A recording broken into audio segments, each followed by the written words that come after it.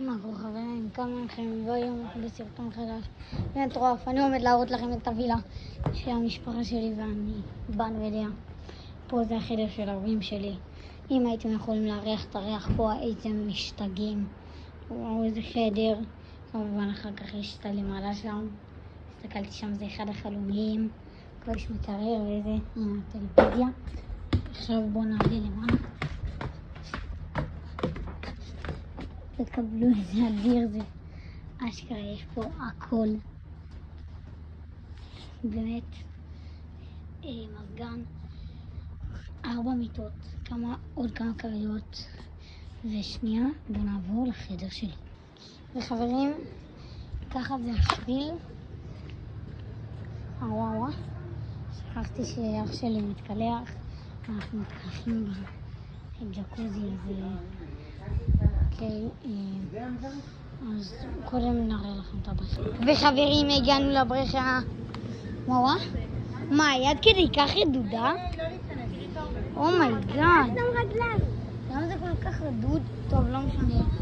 יש פה עוד כיסאות שיזוף וכל מיני פה ליד הבריכה. יש עוד כמה דברים, הנה מעבר. סנוקר, פינג פונג. וואו, והנה ג'קוזי. כמובן, שם יש פינת ישיבה, פינת עישון למעשנים, ואני אעביר לכם שאח שלי יסיים להתקלח. וחברים, פה זה הכניסה לחדר שלי, האח שלי עדיין מתקלח, מתקלחים בג'קוזי, אז הוא היה צריך לנעול את כל החדר. הנה המסביב, ופה יש ספסל כזה. בואו אני אראה לכם רגע את הבחוץ. הנה ככה זה נראה מבחוץ. לא משהו ממש, אבל הנה פה כניסה. לא הבנתי מה זה אומר, אבל כן. חברים, בואו נחכה שאח שלי יסיים. יאללה, נפגש כשהוא יסיים. וחברים, אח שלי גמר. שימו לב לחדר שלנו.